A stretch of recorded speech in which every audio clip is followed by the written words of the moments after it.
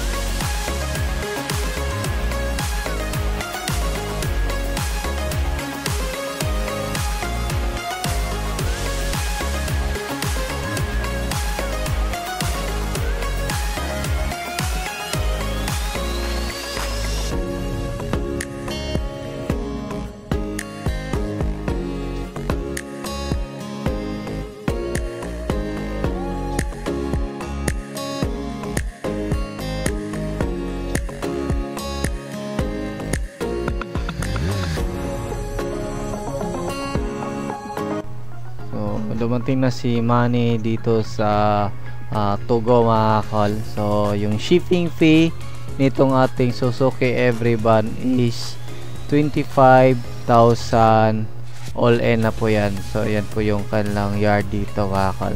So yan po yung shipping fee ng ating unit ngayon. So sa gusto mag-order, pwede po tayo mag-shipping nationwide. Depende yan, yung shipping fee depende sa sukat ng ating unit. So yan lang muna yung ating vlog for today. Maraming salamat po sa inyong panonood. Sa bago lang sa ating channel, huwag niyo kalimutan i-like, share, and subscribe.